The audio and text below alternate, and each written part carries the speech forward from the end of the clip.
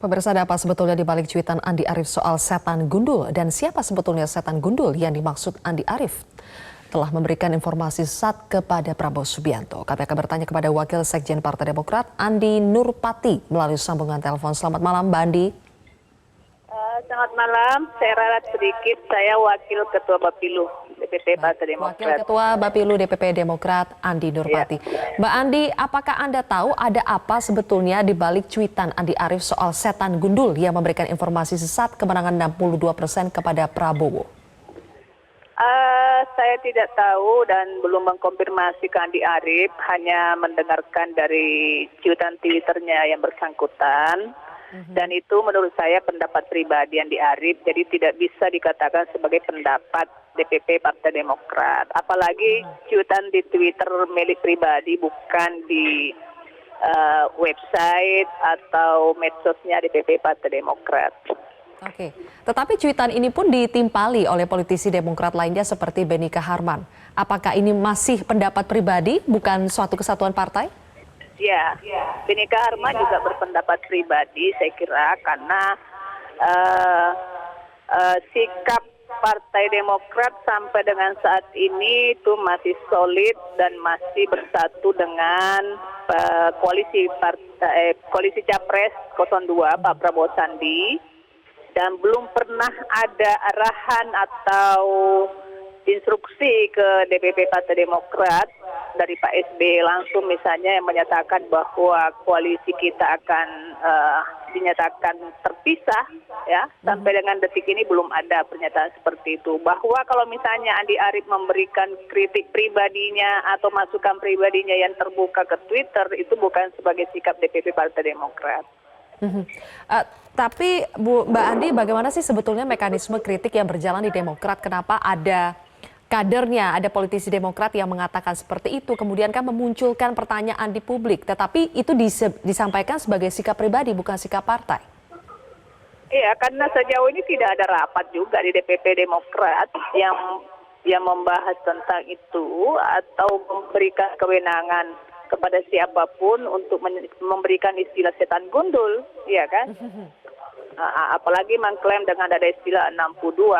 Kalau misalnya Andi Arief punya maksud positif untuk mengingatkan Pak Prabowo, tentu positif saja kalau itu dianggap sebagai sebuah masukan. Tapi kalau dipandang bahwa itu jangan terbuka kepada publik, harus disampaikan ke internal, saya kira juga satu masukan yang positif. Cuma istilah setan gundulnya ini kan jadi pertanyaan kita semua juga, ya. Nah, kalau bertanya siapa sebetulnya setan gundul yang dimaksud Andi Arief? Ya, itu yang kita tidak mengerti siapa yang dimaksud, sehingga apakah masih ada gunanya juga saat ini seperti itu diungkapkan. Iya, tapi Mbak Andi, apakah sebetulnya memang ada suasana kebatinan di Partai Demokrat yang memang turut mempertanyakan sebetulnya hasil 62% yang diklaim oleh Pak Prabowo itu berasal dari mana? Apakah itu sebetulnya ada pertanyaan di Partai Demokrat seperti itu?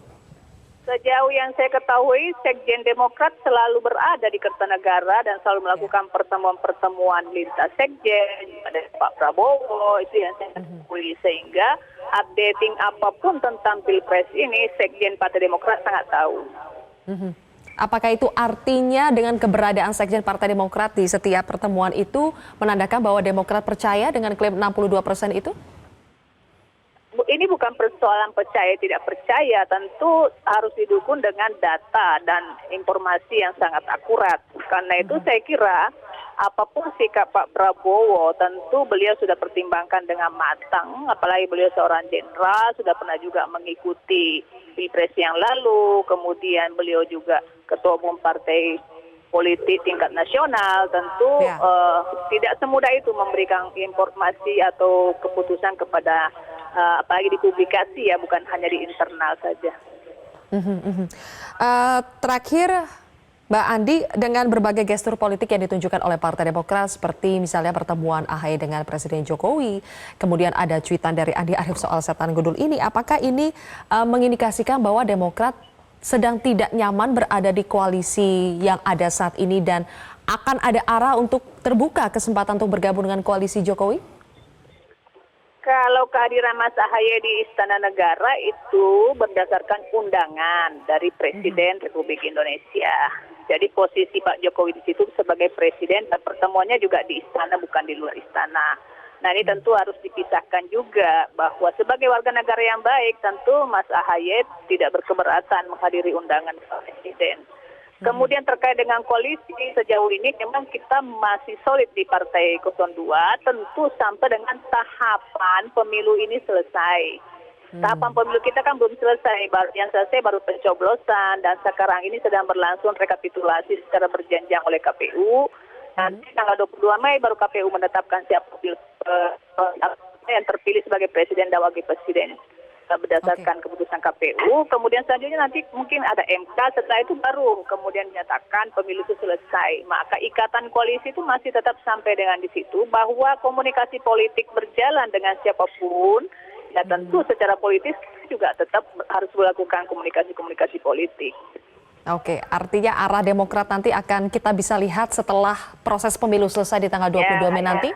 Baik, terima kasih. Setelah semua proses tahapan pemilu selesai lah, sampai MK. Baik. Kalau ada Oke. MK. Ya. Terima kasih Mbak Andi Nurpati, Wakil Bappilu Partai Demokrat. Oke, makasih. Terima kasih Mbak Andi.